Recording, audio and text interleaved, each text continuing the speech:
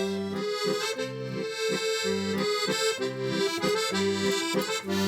morning. Good afternoon. Good evening. Or whatever time you're listening. And you're listening to Listen very carefully. The podcast for people who love all things Allo Allo. So, let's begin.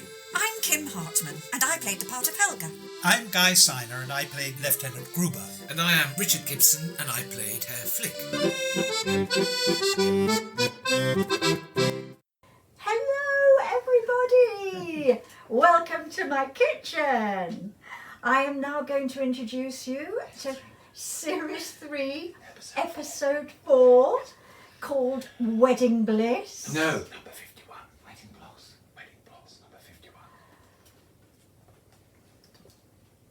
Hello, everybody! Welcome to my kitchen. I'm now going to introduce Series 3, Episode 4, entitled Wedding Bloss. And it's number 51, which is also Series 5, Episode 24. So we're getting very near the end of the great, big, massive series of 5 episodes. And also, very interestingly, I'm sure you'll find, this episode was not written by David Croft and Jeremy Lloyd, but by John Chapman and Ian Davidson. John Chapman has written quite a lot of stage comedies and probably quite a lot of TV comedies as well. Yes. Sort of, not Move Over Mrs. Martin. Well, something like that. I know that I was in that. Mind you, I've been in loads of classes, but I definitely have done at least one that John Chapman has written. And Ian Davidson wrote things like British Empire, some of that. Oh, I did Which that. both of us were in Yeah. Yes. at one point or another. We had a little bit of confusion about this because we were trying to look at it from the point of view of how it would look if we didn't know there were different writers. And we were slightly prejudiced by the fact that we knew it was different writers. Am I right? Yeah, well, yes, I was certainly sorry that I was aware that it was different writers, because I would have liked to have looked at it, as you said, thinking that it was written by David and Jeremy, yes. But there have, Sorry, go. well, there have been other times earlier when I was saying, is this still David and Jeremy? Because they do vary in style.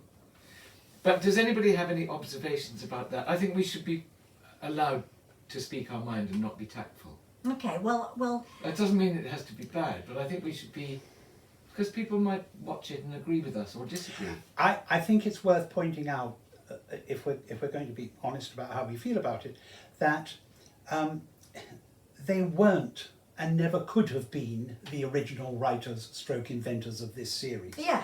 So they were always not going to be David and Jeremy. That's right. Yes. Don't you think that's worth saying? Yes, Absolutely. and I think also they would have to sort of embrace a certain amount of David and Jeremy as Yes. well. It's a which little makes bit like it when very the difficult. show went on tour and one or other of us was not available or didn't do it, and some other unfortunate actor had to be us. Yeah. And however wonderful they were as an actor themselves, they were never going to be us. Well, they had merit of their own, that's Yes. the point. Yes. And as we were watching it, there were some lovely moments right from the beginning. Yeah. Very But funny. you observed that the fundamental difference is that with the David and Jeremy ones, you're conscious of the war and you're conscious of Nouvion and you're conscious of jeopardy. That's right? it. I've That I spoken for didn't you feel now, haven't any. Yes, I didn't feel any sense of jeopardy in this episode. Even when sort of Michelle of the Resistance came in to say, "Listen very carefully. I shall say this only once." It all felt just a little bit more comfortable, and also I felt that there was sometimes gags which happened, or funny little pieces that happened, purely to be funny, Because they were gags. and not really part of the story. Like the airmen eating the pages before they read it. Yes. And then you've Yes. forgotten why they were given And that then wasn't followed through, because they couldn't follow it through unless it was followed through in that episode, because they were only writing one episode. So you couldn't Right. sort of, it was just a sort of didn't have a payoff. The joke didn't have a payoff. The word, two things kept, two phrases, words kept occurring to me. One was formulaic. I thought it had a formulaic. I think that's a bit harsh. Do you? Oh, And the okay. other was, I thought it lacked heart. I thought that, you know, what Jeremy and David do, for some reason, however mad the farce and however unlikely the storyline gets, it always has that fundamental centre of heart, of time and place. And that may be partly what you're saying about, you know, not sensing the war, not sensing Nouvion. It seemed not to have a centre. I tell you what's a very good example of that is the cuckoo clock. Because in the episode before, they were having to shut the cuckoo clock up, and the cuckoo clock, it had a personality, and it kept It did. coming in when someone Yes. mentioned Yes. its name.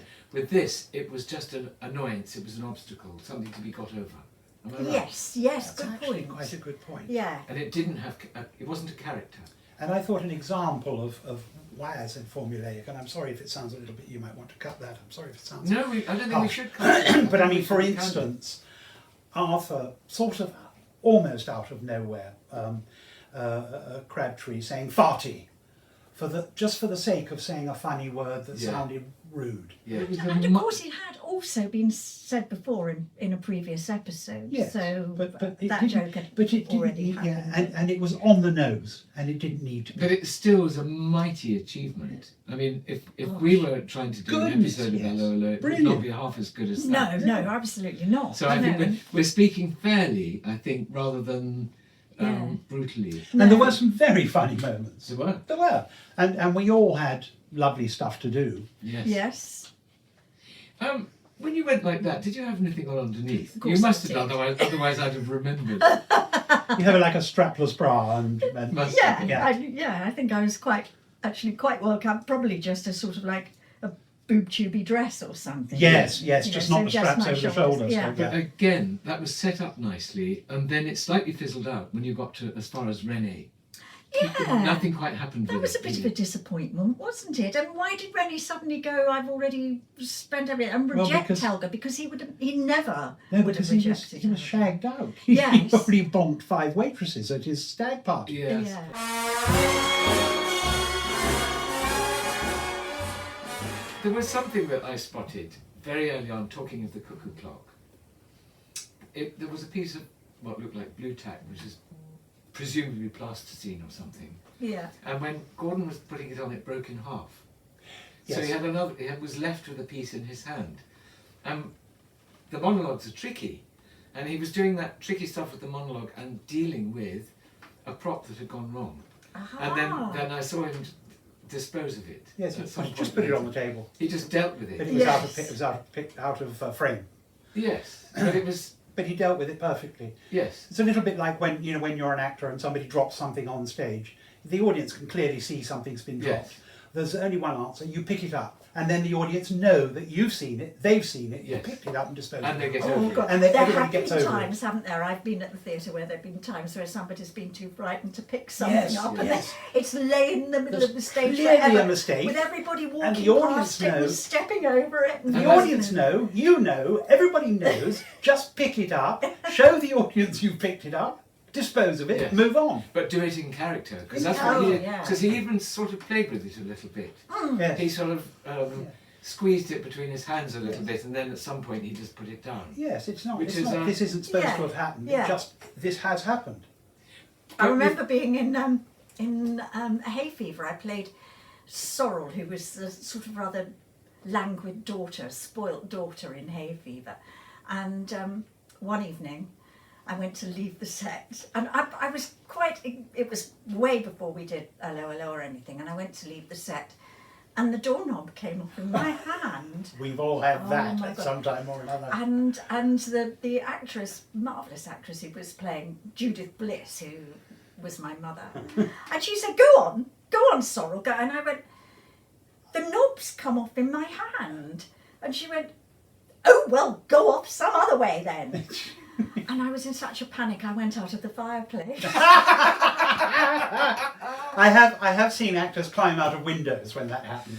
I remember in big Gestapo, it wasn't at Gestapo, but I was playing a German in the Dame of Sark, and they had gravel beside the door so people could crunch Oh, as yes, they got. yes. And of course, there was some gravel left on the step, and as I went to go in, I slipped and my arm went through the French windows because there was no glass in the French windows. So those things you just lovely. have to. You have to measure how much you acknowledge and how much, and then move on. Deal with Yes. it and move on. Yeah. But, Yes. but you know, when you're not very experienced, like I wasn't at that time, I couldn't cope with this at Yes. all. So I sort of went off, still clutching the knob. So, so nobody else could go in and out of the door either. Isn't it funny how door furniture is so often a problem on stage, Yes. on Yes. stage, actual stage rather than television so much, but stage. I think it's because actors probably have quite a lot, although they try not to, of a sort of performance tension Yes. that they open a door and You yeah, that's I what it think they is? probably actually over a run of 3 weeks or 6 weeks or But also whatever they probably made it do a much bit of brutal treatment. Thinner wood, so you have much shorter screws to hold them in with. Oh yeah. I suppose that's part As of it. Johns, you see, we noticed. As this. Johns, Yes. you know, we've done a lot of Johnning. We've done a lot of Johnning, you know what I mean? And we know how to put a door handle on, don't we? Soft wood as well. It would Use be, the wouldn't Irish it? screwdriver. Yeah, Irish screwdriver, bang it in. Bang it in. Toss it in. John, Client won't notice. We'll be long gone. do either of you know the Winslow boy? Yes, very well. I don't. Well- Well, no. Okay, to cut a long story short, there's a scene. Master Ronnie has been accused of stealing a postal order, so he's sent home from boarding school, Naval College. Naval College, yes. And the family are just coming back from church, and they're just about to announce the engagement of the daughter. The daughter. To the boarding solicitor. And as everyone goes to take a glass, the father says, "Oh, Violet has the maid. I see that you've got an extra glass." Well, unfortunately, when Violet made her entrance with the glasses, she tripped in the doorway, and all the glasses fell to the ground and smashed. And the mother said, "Violet, be so good as to get a dustpan and brush and take them. Oh, and bring some more glasses on with you." So she went and got the dustpan and brush, and stage management to go. Running around in circles. And she's saying, "Where are the spare glasses?" And they go, They're on to What's me. that? So she raced to try and get through the pass door between the auditorium and the No. stage, and the pass door wouldn't open. It was locked. So they went running round. Somebody went to the bar and they said, "Send everyone to the dressing rooms, collect all the glasses you can." So they went round and got just enough glasses. But unfortunately, one of them was a pint pot with a handle. And of course, when she came back with these, the cast looked at it. This was a West End production. Oh. And they all said, I'm not having the one with the Pot. So, of course, when they'd all taken their glasses, it was left in the middle of the stage. Violet, I see that you've taken the liberty of getting a glass for yourself. By which time the audience knows what's gone wrong, and the cast, by that point, cannot hold it together. And That's wonderful. lovely. I mean, that's a sort of classic awful situation. Yes. And then they all just fell apart. Yeah, you have Kind of to then acknowledge just the audience. acknowledge it to the audience and Yeah. you share the joke. Yeah. And Yeah. as we keep saying, then you move on. Then they moved Yes. on. Why must the show go on? It can't be all that indispensable. Bit early for gin, isn't it? No, but maybe not for Prosecco. It's not too late. But we really ought to remember we're doing a podcast Oh, here. we have to work. Because we've been quite anecdoty Work, so far. work. Oh, haven't we? yes, we have, and we haven't talked very much about this episode. You've got an awful No, lot written before we down, go any further- and I have nothing. We should. Oh, we stop should and start. stop. Peasants, we're going to have a pause. Yes, Speaking of Prosecco, we should really. I shouldn't think we? so. do you mind, Kimmy? I think it's a marvellous idea. It's Richard's Prosecco. Nothing more, it isn't. Do you mind, Richard? That's why. May we launch into your Prosecco, That's please? what I brought it for. Si, Prosecco.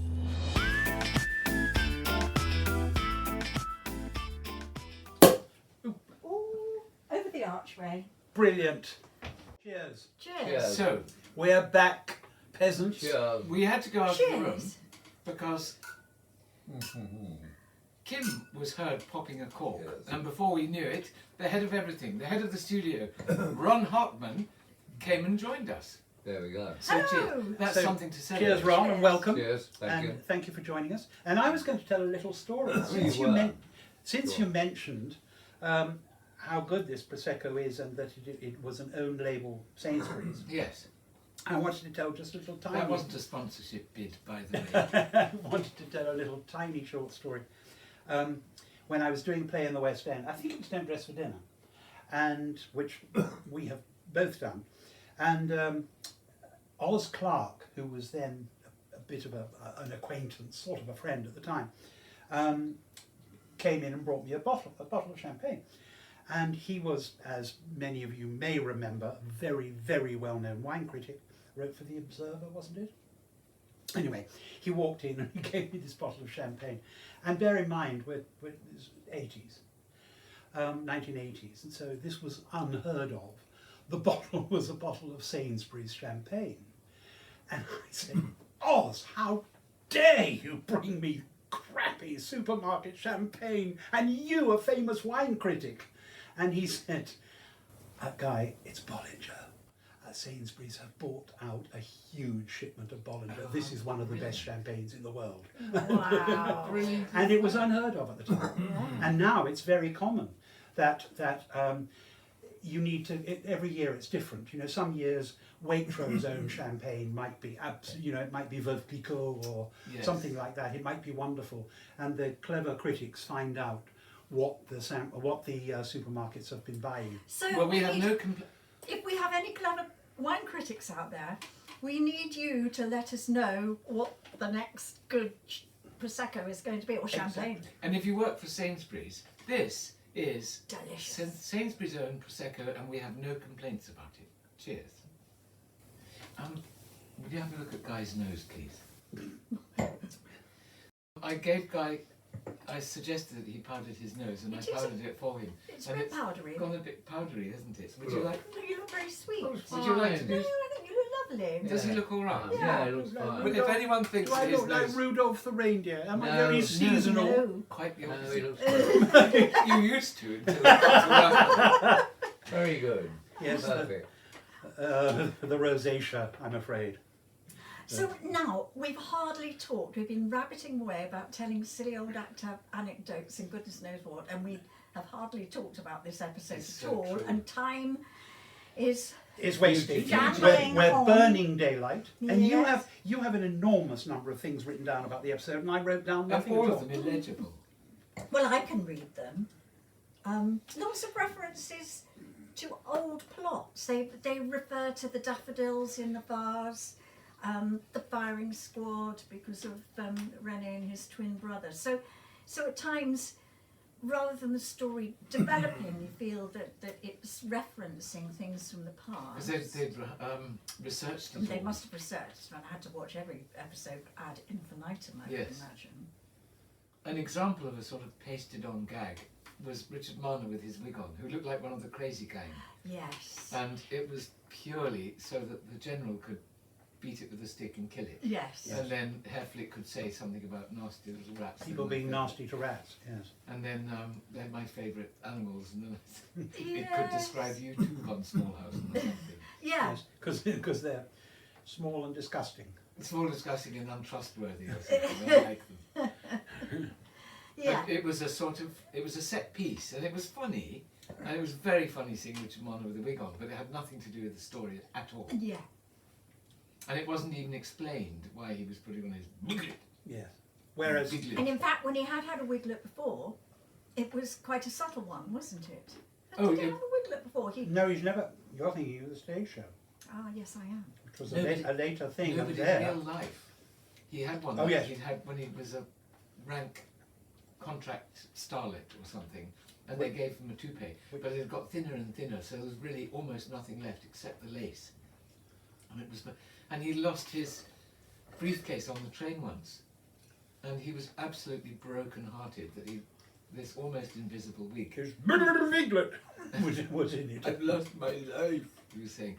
So David Croft, rather than commiserating, just wrote Made it fun into of the him. show.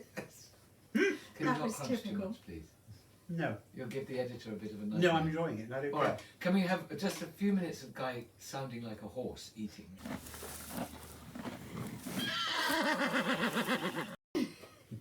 Come on, you can have some more nuts. I'll confiscate the nuts, shall Yes. I? I don't know where the microphone is.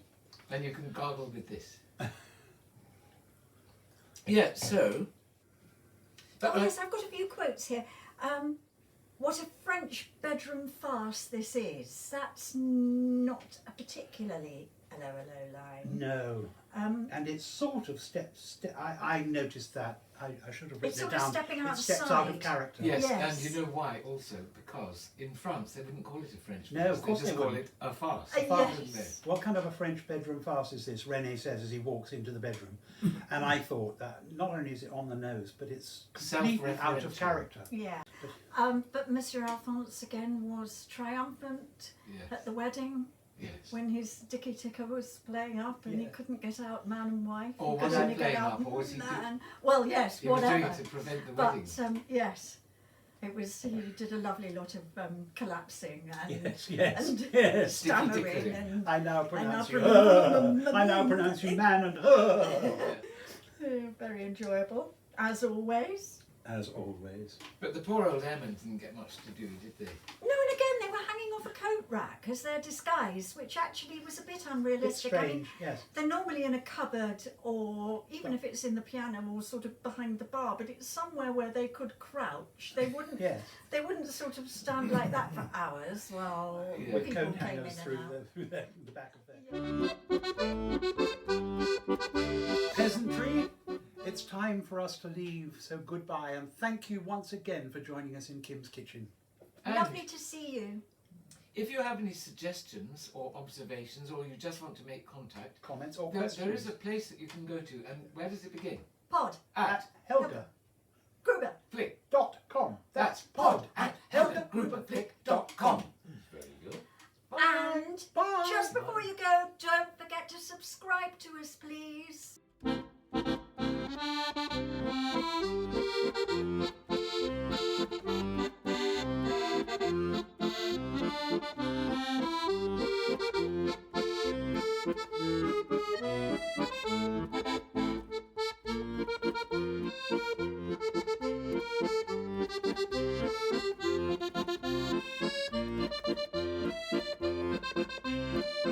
Thank you.